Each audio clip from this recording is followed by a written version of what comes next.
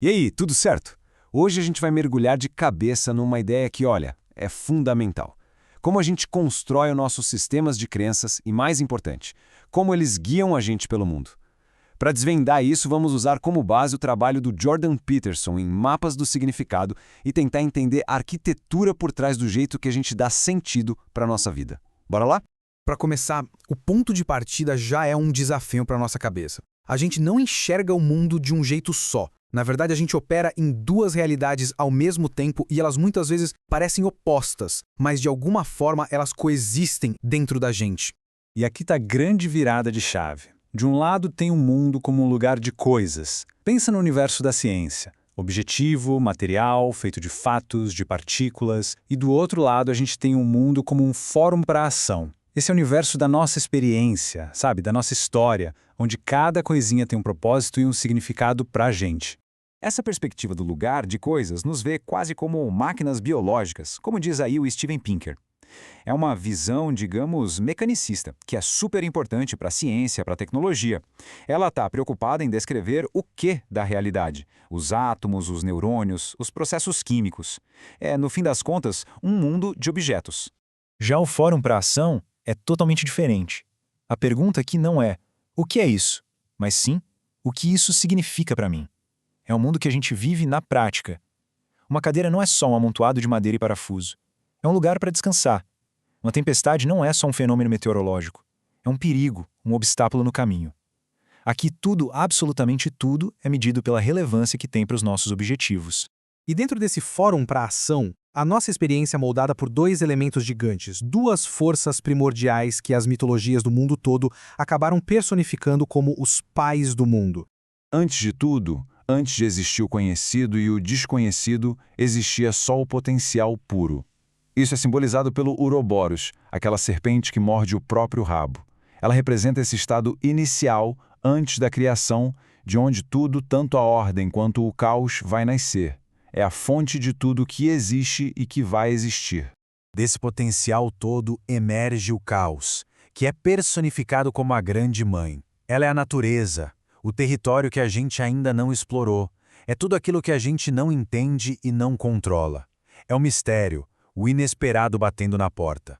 Mas olha só que interessante, o caos não é só ruim. A Grande Mãe tem duas faces. De um lado, ela é a mãe criativa, a fonte de tudo que é novo, de onde vêm as grandes ideias, a esperança. Mas ao mesmo tempo, ela é a mãe terrível, aquilo que nos ameaça, que destrói, o abismo que causa ansiedade e medo. O oposto do caos, claro, é a ordem, personificada como o grande pai. Ele é tudo aquilo que a gente já conhece e que é previsível. A cultura, a sociedade, as regras, as tradições. É basicamente o nosso mapa do mundo, o território que a gente já mapeou e organizou.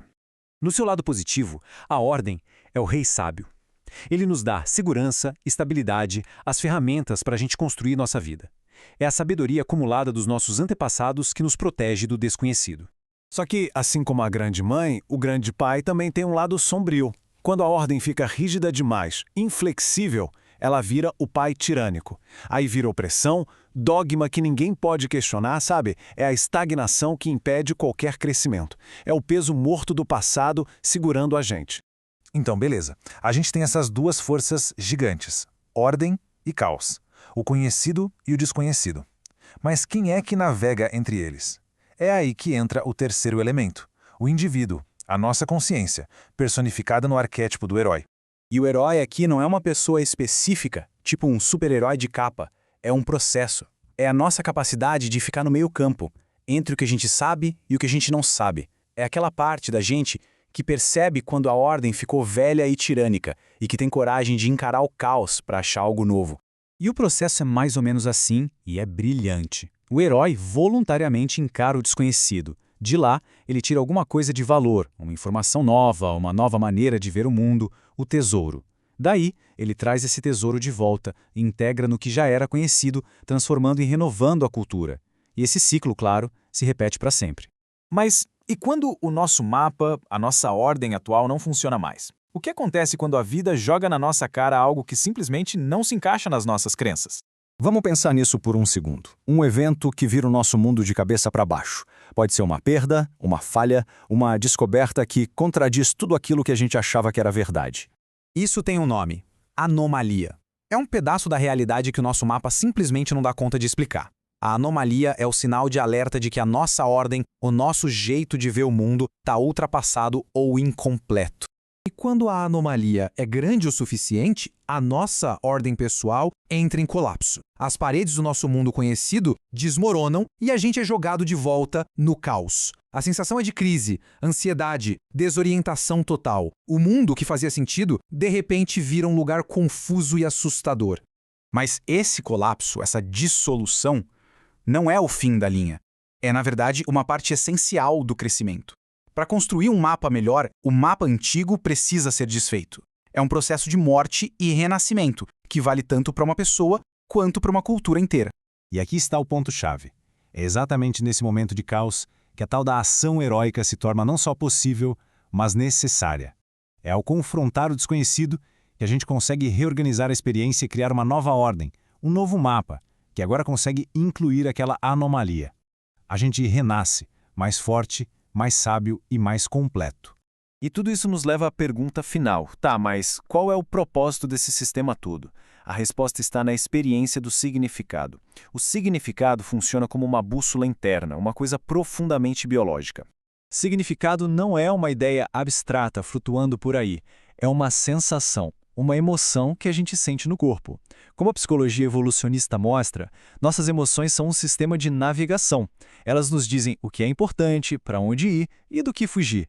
O significado é a expressão mais alta desse sistema. Então, a grande lição disso tudo é que o significado é quase um instinto. É aquele sentimento que aparece quando se está no lugar certo. E que lugar é esse? É na fronteira exata entre a ordem e o caos, com o pé na segurança do que já se conhece e o outro explorando o potencial do desconhecido. Quando as ações e os objetivos estão alinhados nesse caminho, a gente sente um propósito profundo. Essa é a bússola que nos guia. E isso tudo nos deixa com uma pergunta final, para reflexão. Olhando para a própria vida, onde é que fica essa fronteira? Onde o conforto do que é conhecido encontra o desafio do que é caótico e novo? Porque, segundo essa perspectiva toda, é exatamente nesse lugar que uma vida com mais significado pode ser encontrada.